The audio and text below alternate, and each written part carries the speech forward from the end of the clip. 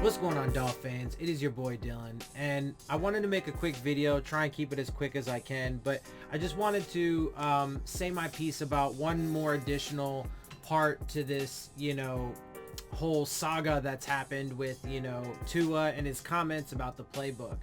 And it's regarding the comments that Tom Brady made regarding, his learning of the playbook in Tampa. So, because there are some pretty key differences there, and I wanna touch on those. But before I get into that, I just want to let you know that I'm gonna link a few videos in the description box.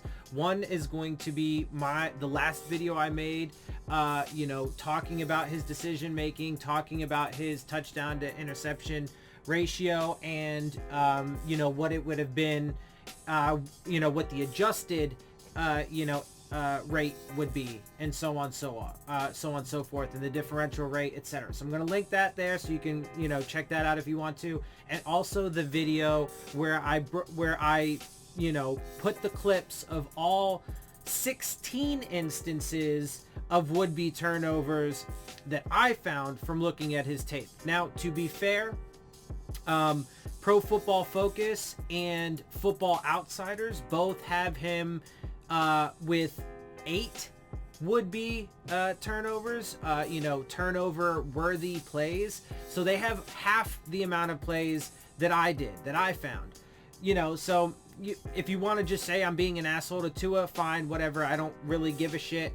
I think in the clips it's pretty clear there were 16 instances of turnover worthy plays that were a hair away from being a turnover, if it weren't for a number of things. But if you want to go with the 8, it was still pretty obvious and pretty clear before those, with just the 11 touchdowns to 5 interceptions, he was 12th best in the league, and so a little above average. But then when you take those 8 would-be turnovers, the turnover worthy plays from Pro Football Focus and Football Outsiders, he ended up in the bottom of the league, right? 6th worst when it came to the adjusted rate, and then 2nd worst when it came to the differential rate, right?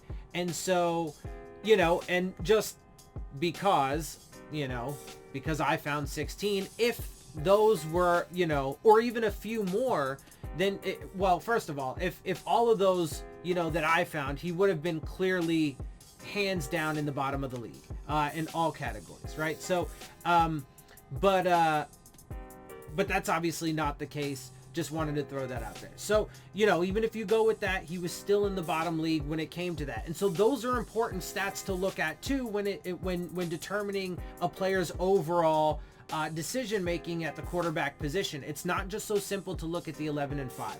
But I want to get into the comments that Tom Brady made, because as we know, Tom Brady had said that, it took him a little while to, really master the playbook, et cetera, et cetera, et cetera. And, took him a few games kind of into the middle of the year, whatever. Right. And so a lot of people are saying, well, see, look at that. Even Tom Brady had, so, we don't need to be concerned, about it at all with Tua. Right. Look. And just real quick to reiterate, I have nothing against him. For me, it's a legitimate concern, right? This playbook thing, it is a legitimate concern, especially since when you look deeper into it, and this is kind of a consistent thing with him, even back through his college days, whatever. So it is a concern.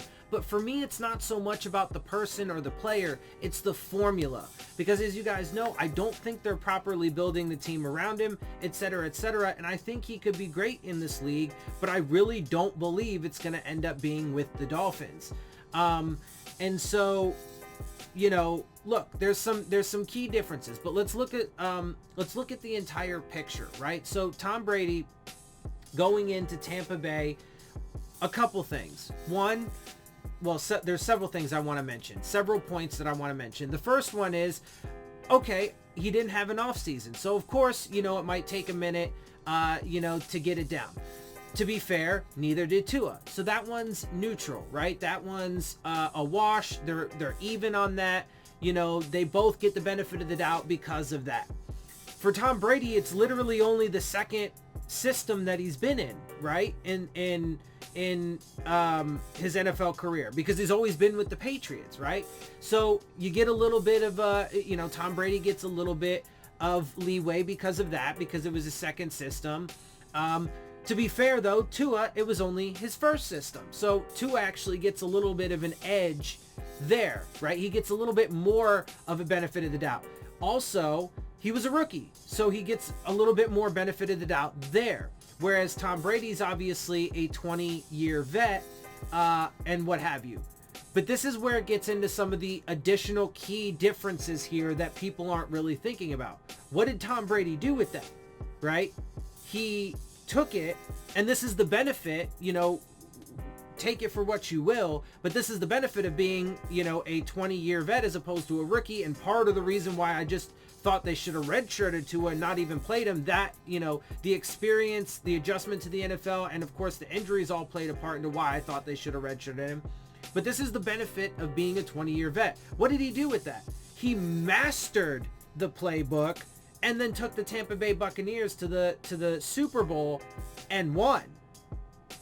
Tua struggled mightily into helping the team get to 10-6. I honestly don't really believe he helped much at all. Hardly. And people say the Cardinals game. Not really, dude. He super fucking struggled, and a lot of even his success, right? Like even a few of his touchdowns were because his defense put him at like the 1 yard line, right? At least a couple of them were. So, I mean, look, he didn't have a very good year. And then especially when you throw in, 64% accuracy is all right. But then when you look at his accuracy down the field, 25 plus yards in that ESPN clip that I'm going to put in the description box, they had the stat up there. He hit 3 out of 17. And look, some of them you can say, drop passes, but a lot of them were him just underthrowing or overthrowing the ball. And I could make a video about it. I'm not gonna, but I can make a video about it, and take all the clips and show you all the instances of his 25 plus yard attempts. And a lot of them, probably, half of them or majority even, he just overthrew the ball or underthrew it. He missed, right? Also, another quick side note, there is a distinct possibility that these lower leg injuries that he continues to sustain, I mean, he had one last year, right? It was minor overall, but that could be affecting his accuracy, and it certainly could affect his accuracy going forward. So, he was touted as being super accurate, but he definitely wasn't when pushing the ball downfield last year, and it really actually could. If you're being honest, it 100% could, and that's even why his comments about being all arm last year are kind of concerning too. And Omar Kelly mentioned that, his arm's not really looking that great to begin with and he looks kind of tired. He made those comments. I obviously don't get to watch practices, so you have to take him on his word about that. But anyway, getting back to it is that Tom Brady went to the fucking Super Bowl, right? And here's another couple key things to think about here. Okay, so what did Tim Hasselbeck say, right? He said, right, because a lot of people are giving Tim Hasselbeck and be like, well, yes, I hope you keep the same standards for Tom Brady. Okay, and he even said, I don't want any, he didn't mention Tom Brady by name in the clip, but he only mentioned one other quarterback. He said Joe Burrow, obviously because they're part of the same rookie class, but he said any quarterback. So logic would dictate that applies to Tom Brady. I mean, you can ask him. I don't know Tim Hasselbeck, so if somebody knows him, they can ask him if his principles apply, and they should, because that's being consistent in your principles. But there are some key differences. And what did he say? He said in that clip, for a guy who was taken in the first round and expected to be the guy, Tua is expected to be, not only was he taken in the first round, which obviously Tom Brady wasn't, but he is expected to be the long-term answer at quarterback for this franchise.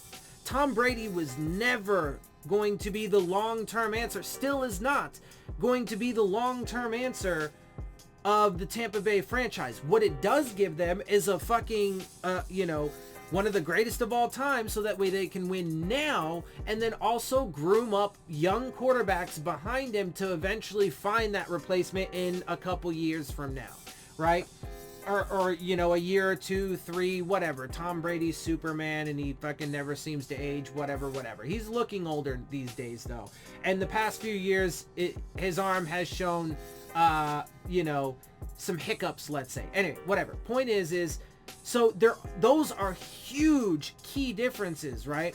And that's why the expectation is certainly higher for him. Good or bad, right or wrong, whatever. I mean, this is, but if you want to have the philosophy of all you got to have is the fucking elite quarterback and that's the most important thing and blah, blah, blah, blah, blah, well then you shouldn't be mad with the standard, right? So the fact of the matter is that, not only did Tom Brady eventually master it, and let's also note though that, it is true that while he didn't have an off season, he had 7 weeks before he even went in as the starter to fucking learn the playbook, and all reports of any indication on approximately how much he knew is that he only knew about 40% of the playbook by the time he went in.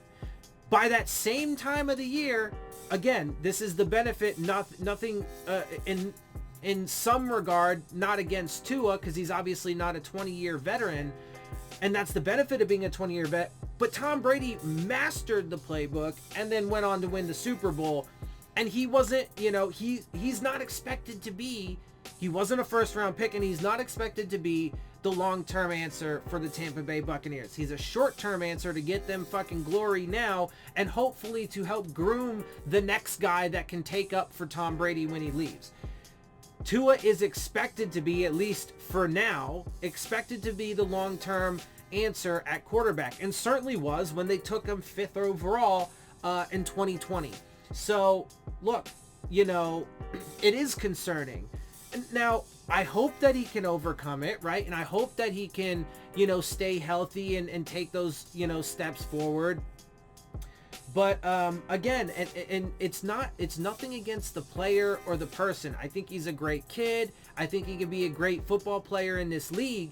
It's about the formula, because I don't believe they have the right people on the offensive line. I don't think these guys are going to take, and look, again, part of my root issue with this whole plan that they have is there's way too much risk, right? Because here, and I've talked, ad nauseum about the health risks, including their quarterback, right? But you are expecting all of these, you're betting the fucking farm that you're going to have your entire offensive line take massive steps forward. And that's provided they can even all stay healthy and play together, which is a very difficult thing to do in this league. And those guys got injured last year. Austin Jackson got injured last year. Solomon Kindley, Robert Hunt, they all got injured last year. So you're expecting all of these guys to take massive steps forward. You're expecting Javon Holland to come in and be able to be the quarterback of your defense and get guys lined up and all of that. And maybe eventually he'll be able to do that. But that is way too much to put on the back of a rookie or on the plate of a rookie, dude. Like, it's absurd.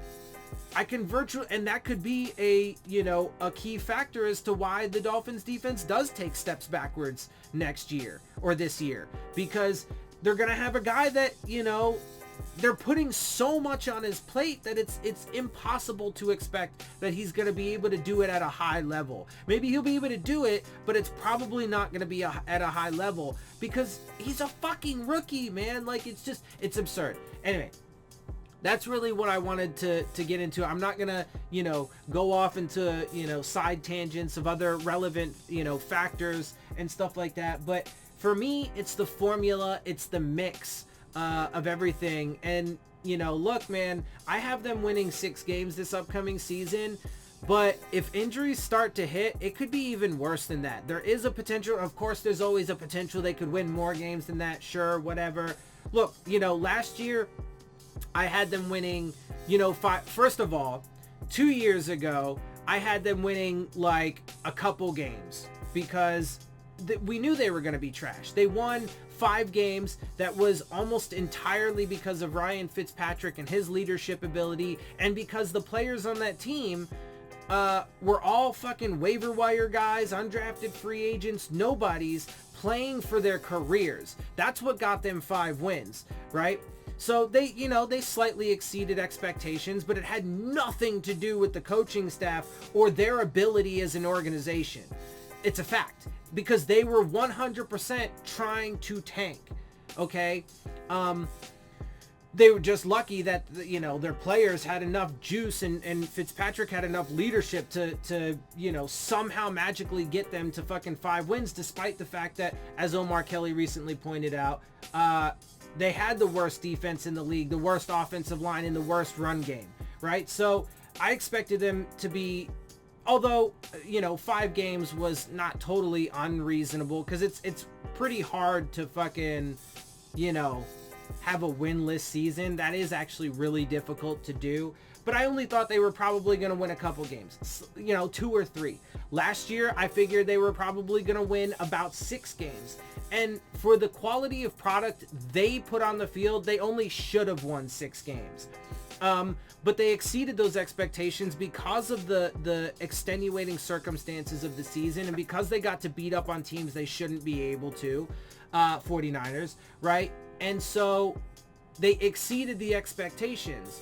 I have them winning about 6 games this year, but I have a feeling there's a substantial chance that the pendulum could swing in the other direction, and I could be proven wrong yet again, but it could end up being worse. Because look, Jalen Waddle, they're likely going to get him hurt, and if they play him on special teams.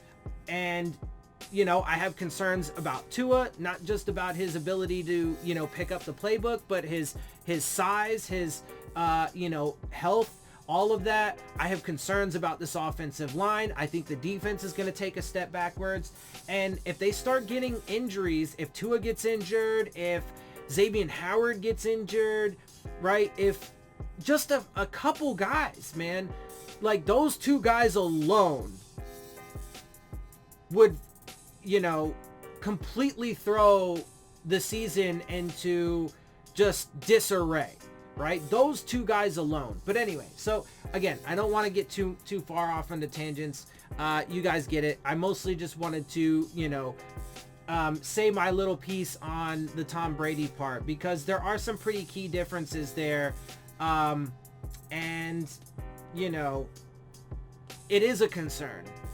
It is a concern. It absolutely is a concern. And I hope it's a concern that he can prove us all wrong on. But it is something that should be very closely monitored as we continue forward. All right, with that, I'm going to get out of here. Hope you guys appreciate my perspective. If you do, make sure you hit the subscribe button. Make sure you hit the like button if you want to get the alert. Make sure you hit the like button. Hit the bell if you want to get the alerts. Share my channel and videos with your friends and family. Leave your questions, comments, and concerns down in the comment section. And of course, as always, follow me on Twitter at Dillon Tartaro. And with that, I am out. I'll see y'all soon. Fins up.